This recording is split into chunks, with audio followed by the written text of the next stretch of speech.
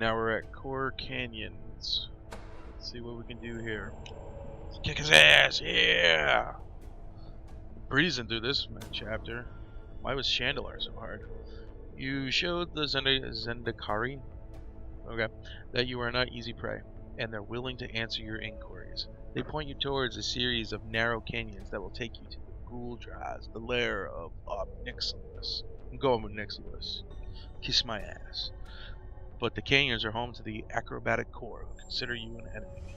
What are they, elves? Probably elves. I think they're more elves. They're probably not. I don't know. Who cares? Let's just kill people.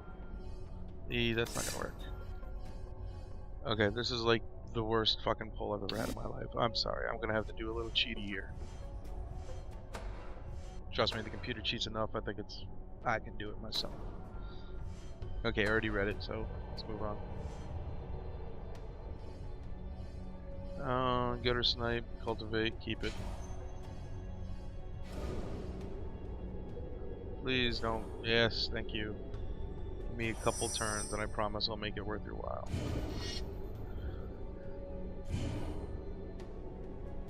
I remember, see, back in the day, the early days of Magic, it used to be very dependent on comboing sorceries and spells, and creatures weren't the main draw to it.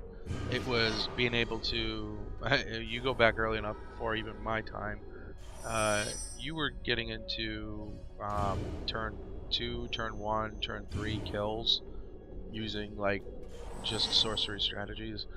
I think I mentioned the Black Lotus. It's a $20,000 card if you get the alpha version in mint.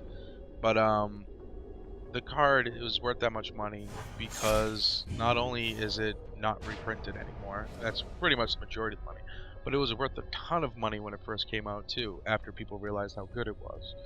And that's because it's a zero costing artifact, so you can play it for free, and when you sacrifice you get 3 mana. Now the reason why that's so good is it opens up the door to like different strategies. You sacrifice for 3 black mana, you turn it into a dark ritual, that's 5 mana. Even just right there, I can play like my dragon, my 4/4 hasting dragon. Turn 1, I have a 4/4 haste on the field and smacking it.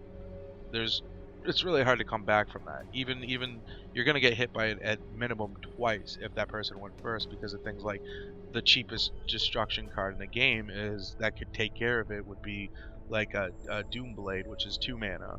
You know, so that's 2 turns, 8 damage already, and that's just the minimum strategy.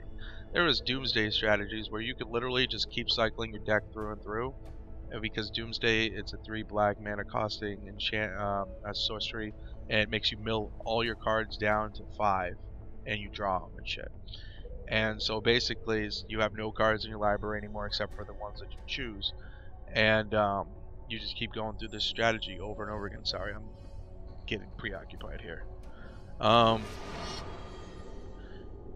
So with that kind of process, you can literally arrange your deck in any order you want, draw them in any order you want, and be able to play the same combo.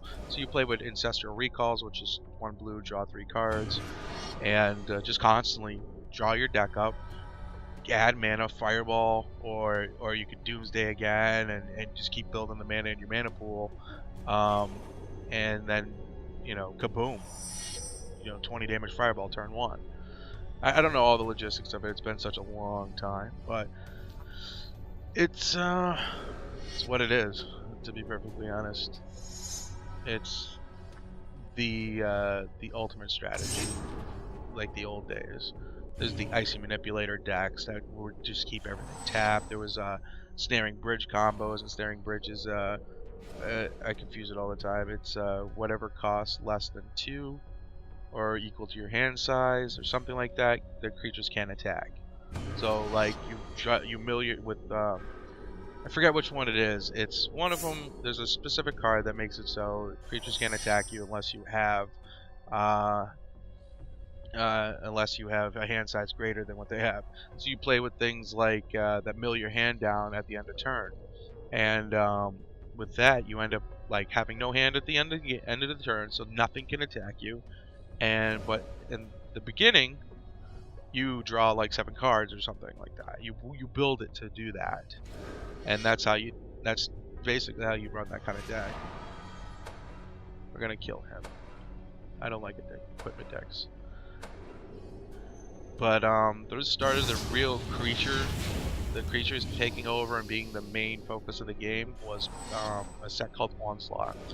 And Onslaught was just very creature heavy. It was sort of heading that way the whole time, but when it really became about creature types, like before there was allies and elves, then there became beasts and all these other combos that came with Onslaught, and everything became like much bigger. Like you were lucky if you got a 5/5. Now I'm paying 5 mana for like a 4/4 hasting protection that can like next couple of turns turn into like a fucking 7/7. It's a little broken, to say the least. Yeah, you can't equip it, so you're dead anyway.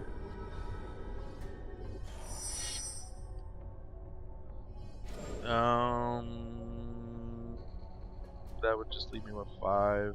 So let's gutter snipe.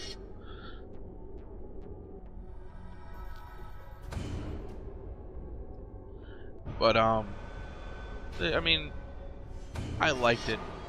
I like creatures, sure, but I just felt like Magic was about magic, not about, you know, soldiers.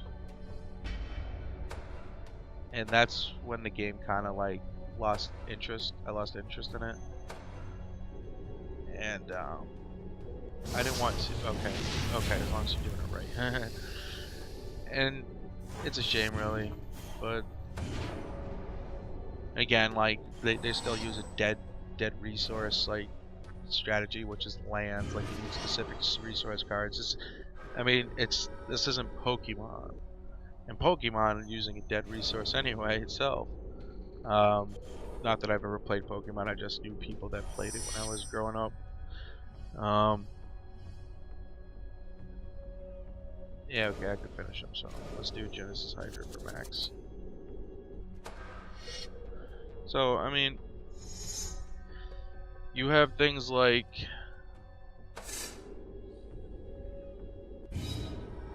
Yu-Gi-Oh, which uses no resources. You use sacrifices and shit like that, and or you got Legend of the Five Rings, which, if I'm not mistaken, you actually sacrifice usable cards and turn them into resources. There's a lot of them go by that strategy. And Hearthstone, for instance, goes by a automatically generated resource and costs their cards accordingly. I think that one's brilliant, and I'm surprised it hasn't been done sooner. But I could have finished it like way earlier, but fuck it.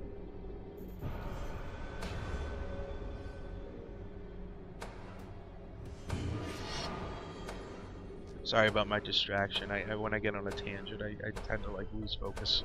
It always pisses me off about how things like yeah, you're so used to them a certain way, and I guess it's just getting older, growing up. Like things are not always going to be the same, and you wanted to draw on a better audience.